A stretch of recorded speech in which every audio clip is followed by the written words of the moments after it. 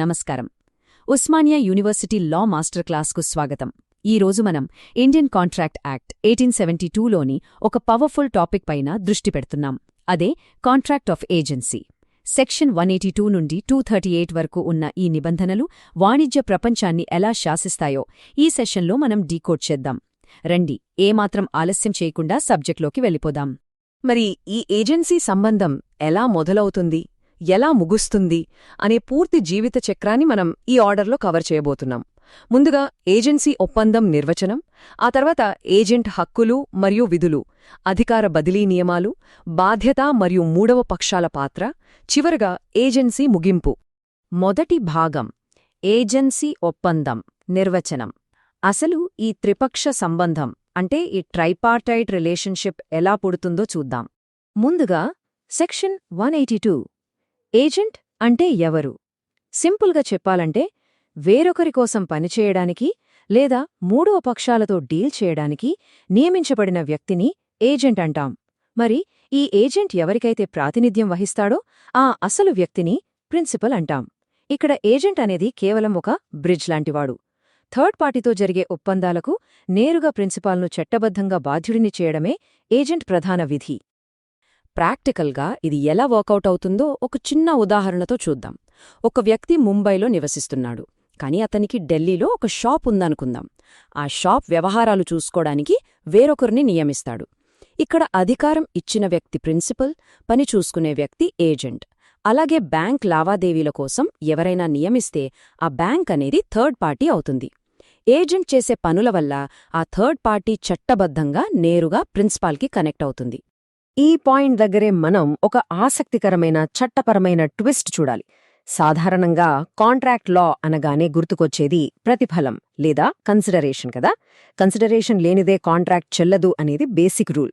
కానీ సెక్షన్ 185 ప్రకారం ఒక ఏజెన్సీని క్రియేట్ చేయడానికి ఎలాంటి ప్రతిఫలం అవసరం లేదు. కేవలం ఇద్దరి మధ్య పరస్పర సమ్మతి మరియు ప్రిన్సిపల్కు కాంట్రాక్ట్ చేసుకునే లీగల్ కెపాసిటీ ఉంటే చాలు, ఏజెన్సీ లీగల్గా క్రియేట్ అయిపోతుంది. రెండవ భాగం ఏజెంట్ హక్కులు మరియు విధులు. ఇక్కడ ఫ్యూజూషరీ బ్యాలెన్స్ అంటే విశ్వసనీయ సమతుల్యత ఎలా ఉండాలో తెలుసుకుందాం. ఏజెంటుకు పవర్స్ ఉంటాయన్నది నిజమే, కానీ చట్టం వారిని ఒక ఫ్యూజుషియరీ డ్యూటీతో స్ట్రిక్ట్గా కంట్రోల్ చేస్తుంది. సెక్షన్ 212 ప్రకారం ఏజెంట్ తన పనిని పూర్తి శ్రద్ధతో, స్కిల్తో చెయ్యాలి. ప్రిన్సిపల్ ఇచ్చిన సూచనలను తూచా తప్పకుండా పాటించాలి. అంతేకాదు, రహస్యంగా ఎలాంటి లాభాలు వెనకేసుకోకూడదు. ఏదైనా చిక్కులొస్తే వెంటనే ప్రిన్సిపల్ను సంప్రదించాలి. అన్నిటికంటే ముఖ్యంగా ప్రిన్సిపల్ వ్యవహారాల్లో తన సొంత అకౌంట్పై లావాదేవీలు చేయకూడదు. మరి విధులే తప్ప ఏజెంట్కు హక్కులేమీ లేవా అనిపించవచ్చు. ఖచ్చితంగా ఉన్నాయి. సెక్షన్ 219 ప్రకారం చేసిన పనికి ప్రతిఫలం పొందే హక్కు ఏజెంట్కు ఉంటుంది. ఒకవేళ ఆ రెమ్యునరేషన్ ముందుగా ఫిక్స్ చేయకపోయినా 1803 నాటి హెడ్లీ వర్సెస్ బైన్బ్రిడ్జ్ కేస్ తీర్పు ప్రకారం సహేతుకమైన పరిహారం అడిగే హక్కు ఉంటుంది. దాంతోపాటు ఏజెంట్ తన జేబులోంచి పెట్టిన చట్టబద్ధమైన ఖర్చులను వాపస్ తీసుకునే హక్కు, అలాగే గుడ్ ఫెయిత్తో చేసిన పనుల వల్ల నష్టమొస్తే ఇండెమ్నిటీ పొందే హక్కు కూడా ఏజెంట్ను పటిష్టంగా రక్షిస్తుంది. ఇక మూడవ భాగం అధికార బదిలీ నియమాలు. పవర్ ఇచ్చాను కదా అని ఆ పవర్ని ఏజెంట్ ఇతరులకు ఇష్టమొచ్చినట్టు పాస్ చెయ్యొచ్చా? ఆ పరిమితులేంటో చూద్దాం. లా స్టూడెంట్స్ అందరికీ పరిచయమున్న ఒక పవర్ఫుల్ లాటిన్ మ్యాగ్జిమ్ ఇక్కడ మనం గుర్తు చేసుకోవాలి. డెలిగేటర్స్ నాన్ పోటెస్ట్ డెలిగేర్. అంటే బాధ్యత తీసుకున్న ప్రతినిధి తన అధికారాన్ని ఇంకొకరికి బదిలీ చెయ్యలేరు. ఎందుకు? ఎందుకంటే ఏజెన్సీ అనేది పూర్తిగా పర్సనల్ ట్రస్ట్ మీద ఆధారపడి ఉంటుంది. నమ్మి పని అప్పగిస్తే ఏజెంట్ వేరొకరికి ఆ పనిని పాస్ చేయడం కుదరదు కదా. అయితే ప్రతి రూల్కి ఎక్సెప్షన్స్ ఉన్నట్టే ఇండియన్ కాంట్రాక్ట్ యాక్ట్ సెక్షన్ 90 కింద కొన్ని ముఖ్యమైన మినహాయింపులున్నాయి. కామర్స్ స్మూత్గా జరగాలి గడా. ఒకవేళ ప్రిన్సిపల్ స్వయంగా పర్మిషన్ ఇచ్చినా లేదా ఆ బిజినెస్ ఆచారాల్లో అలా పనులను బదిలీ చేయడం కామన్ అయినా డెలిగేట్ చెయ్యొచ్చు. అలాగే ప్రత్యేక స్కిల్స్ అవసరం లేని సింపుల్ గుమాస్తా పనులు లేదా ఆకస్మికంగా వచ్చే ఎమర్జెన్సీ పరిస్థితుల్లో అధికార బదిలీకి చట్టం అంగీకరిస్తుంది. ఇక్కడ లా ఎగ్జామ్స్లో తరచుగా అడిగే ఒక క్రూషియల్ డిఫరెన్స్ మనం అర్థం చేసుకోవాలి. Sub agent versus substituted agent. చూడ్డానికి రెండూ ఒకేలా అనిపించినా లీగల్గా చాలా తేడా ఉంది. సబ్ ఏజెంట్స్ ప్రిన్సిపల్తో డైరెక్ట్ రిలేషన్ కలిగి ఉండరు. అది కేవలం పరోక్ష సంబంధం మాత్రమే. కానీ సబ్స్టిట్యూటెడ్ ఏజెంట్ను ప్రిన్సిపల్ నేరుగా ఆమోదిస్తారు కాబట్టి వారిద్దరి మధ్య డైరెక్ట్ లీగల్ కాంట్రాక్ట్ ఏర్పడుతుంది.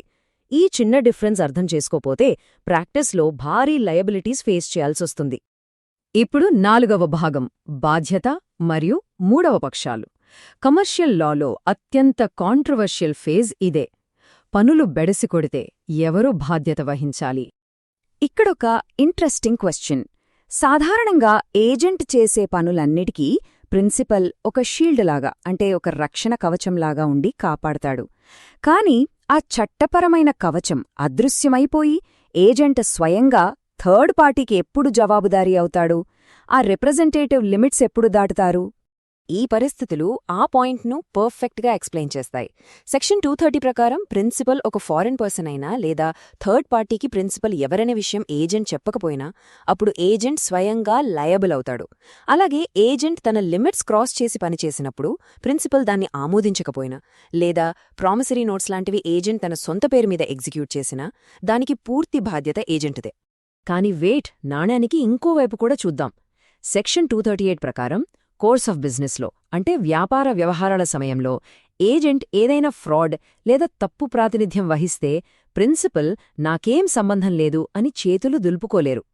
ఏజెంట్ చేసిన మోసానికి ప్రిన్సిపల్ స్వయంగా చేసినట్లుగానే చట్టం భావిస్తుంది. ప్రిన్సిపల్దే ఇక్కడ పూర్తి బాధ్యత. ఇక ట్రేడ్ కస్టమ్స్ బట్టి ఈ బాధ్యతలు ఎలా షిఫ్ట్ అవుతాయో బ్రీఫ్గా చూస్తే, సెక్షన్ 233 మరియు 234 ప్రకారం joint and several liability rules ఉంటాయి. అలాగే సుబ్రహ్మణ్యం వర్సెస్ నారాయణ కేసులోలాగా వేలంపాటదారుడికి వ్యాపారంలో స్పెషల్ ఇంట్రెస్ట్ ఉన్నప్పుడు లయబిలిటీ మారుతుంది. ఇక పొరపాటున లేదా మోసంతో డబ్బులు చెల్లించినప్పుడు ఈ ఈక్వేషన్స్ పూర్తిగా మారిపోతాయి. ఇక చివరిదైన 5వ భాగం ఏజెన్సీ ముగింపు. ఇంతలా అల్లుకున్న ఈ చట్టబద్ధమైన సంబంధం అసలు ఎలా ముగుస్తుంది? ఒక అగ్రిమెంట్ ద్వారా ఏజెన్సీ ఎలాగైతే క్రియేట్ అయ్యిందో అలాగే పరస్పర అగ్రిమెంట్ ద్వారా దాన్ని ఎండ్ చెయ్యొచ్చు. లేదా ఆ పర్టిక్యులర్ పని పూర్తయిపోతే ఆటోమేటిక్గా ముగుస్తుంది. అయితే కారణం లేకుండా ఏజెంట్ను తీసేస్తే మాత్రం రీజనబుల్ కాంపెన్సేషన్ ఖచ్చితంగా ఇవ్వాలి. ఇక్కడ 2 ఇంపార్టెంట్ ఎక్సెప్షన్స్ గుర్తుంచుకోవాలి. సెక్షన్ 202 ప్రకారం ఏజెంట్కు ఆ వ్యాపారంలో స్వంత ఆసక్తి ఉంటే దాన్ని టర్మినేట్ చేయడం కుదరదు. అలాగే సెక్షన్ 204 ప్రకారం అధికారాన్ని అప్పటికే పాక్షికంగా వాడేసుకుని ఉంటే ఆ ఏజెన్సీని అమాంతం వెనక్కి తీసుకోలేరు. చివరిగా ఒక ప్రశ్నతో ఈ సెషన్ను ముగిద్దాం.